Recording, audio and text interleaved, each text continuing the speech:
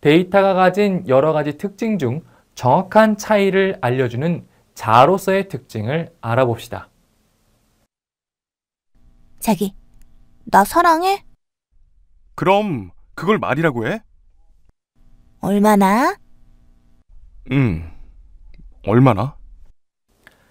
여자친구의 마지막 질문에 재빨리 답하지 못하면 사랑하지 않는데 입으로만 사랑하거나 설사 사랑한다 해도 그 정도가 미지근한 남자로 전락하기 십상입니다.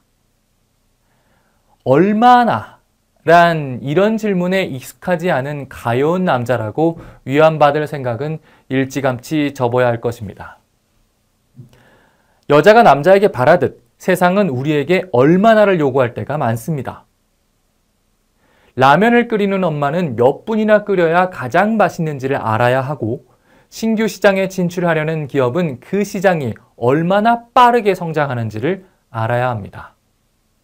적당히 끓이세요 라든지 그 시장은 충분히 빠르게 성장하고 있어요. 이런 내용만으로는 훌륭한 의사결정을 하기 매우 어렵습니다.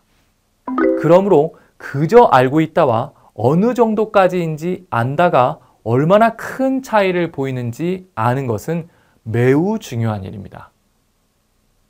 모든 첨예한 의사결정은 나는 옳은 방향으로 생각하고 있는가에 대한 막연한 답으로 이루어지는 것이 아니라 나는 충분히 옳은가? 라는 정도의 차이까지 답변되었을 때 가능해지기 때문입니다. 데이터는 이런 정도의 차이를 파악하는데 상당히 특화되어 있습니다. 애초에 데이터 자체가 정도의 차이를 알아야 작성할 수 있기 때문입니다. 데이터가 인지력에 얼마나 도움을 줄까요? 얼마 전 모 언론사 화장실에 페이퍼 타월 통이 화제에 오른 적이 있습니다. 여기서 이야기를 시작해보죠. 흔한 페이퍼 타월 통 사진입니다. 을에 한 장이면 충분합니다. 라는 문구가 있기 마련이지만요. 이 통에는 꽤나 독특한 글귀의 노란 스티커가 붙어 있습니다.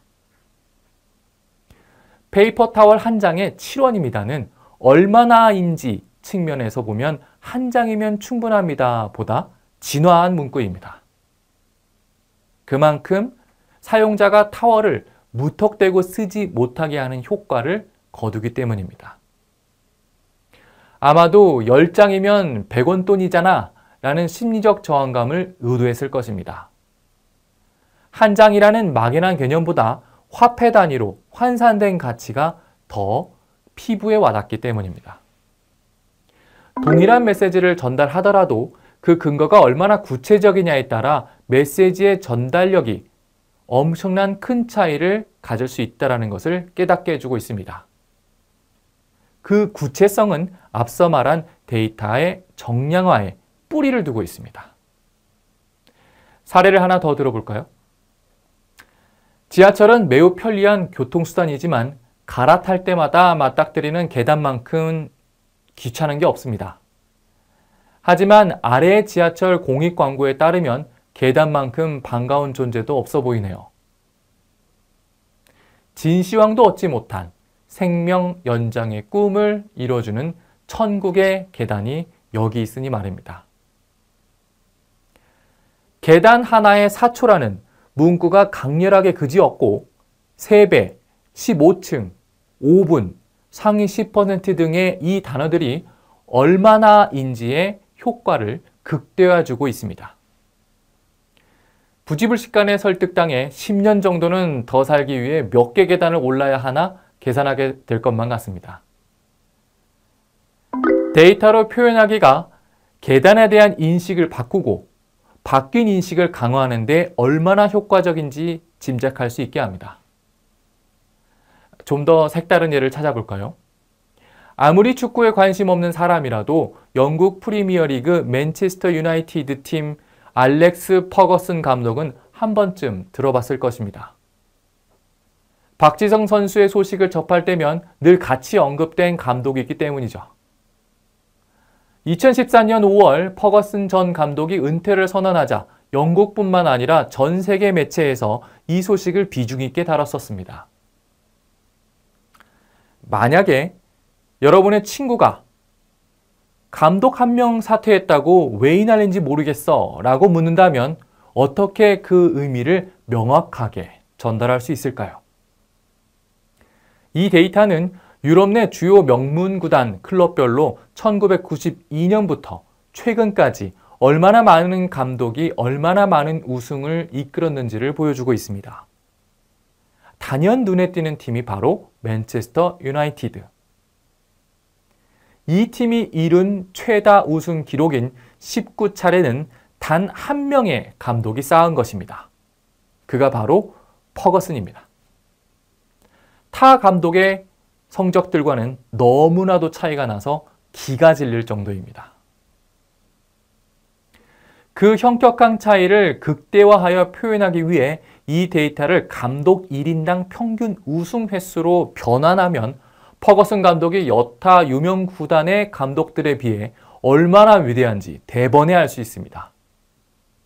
궁금해하는 친구에게 퍼거슨 정말 대단한 감독이야 라고 막연하게 대답하는 것과 아래 데이터를 보여주는 것은 친구의 얼마나 인식 관점에서 엄청난 차이를 불러일으킬 것이 분명해 보입니다. 이번에는 육상으로 넘어가 볼까요? 우사인 볼트는 빠릅니다.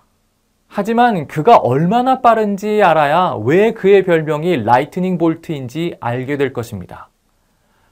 거꾸로 사람이 번개 같다는 말을 들으려면 어느 정도는 빨라야지 하는지 감을 잡을 수 있을 것도 같습니다. 데이터를 보면 1910년부터 최근 100m 남자 육상 경기에서 세계 신기록이 총 15번 달성되었음을 알 수 있습니다. 그런데 기록을 나타내는 점이 시간이 갈수록 촘촘해집니다. 우리가 점점 인류의 한계에 접근하고 있다는 증거이며 그만큼 세계 신기록 갱신은 점점 어려운 일이 돼가고 있습니다. 이런 상황에서 2007년까지 96년 동안 10명의 선수가 12번의 기록 갱신을 통해 0.86초를 단축시켰는데 우사인 볼트는 단 2년 동안 3번의 기록 갱신을 통해 0.14초를 단축시켰습니다. 그야말로 신인류의 등장과도 같은 사건입니다. 볼트는 그냥 빠른 게 아니라 어마어마하게 빠릅니다. 이 정도의 인식 수준이면 어마어마하게란 수식어 정도는 누가 뭐래도 자신 있게 쓸 수 있을 것입니다. 우사인 볼트가 왜 번개라는 별명을 가졌는지 누구도 이의를 제기하지 않을 것입니다. 그런데 9.58이라는 숫자는 번개 우사인 볼트를 명확하게 인식시킬 뿐만 아니라 좀 더 새로운 인식을 향한 통로 역할을 해줍니다. 바로 명확한 비교입니다. 위 데이터가 주는 메시지는 인간은 그렇게 빠른 동물이 아니야 입니다. 인류가 치타보다 느린 줄은 알고 있었지만 낙타나 코끼리만 못할 줄은 생각하지 못했습니다. 만약 우사인 볼트로 대표되는 인간 최고 기록 9.58초가 없었다면 비교 자체가 불가능했을 것입니다. 우사인 볼트는 빠르다, 치타는 빠르다, 길이는 빠르다라는 정보만 가지고 그들 사이에 우열을 가려낼 수는 없기 때문입니다. 9.58은 우리의 번개가 코끼리나 하마보다 느리다는 사실을 명확하게 알게 해줍니다. 이와 같이 애매한 것들의 정도 차이를 명확히 하면 명확한 것들 사이에 명확한 비교라는 새로운 알베의 세계로 인식을 확장시킬 수 있게 됩니다.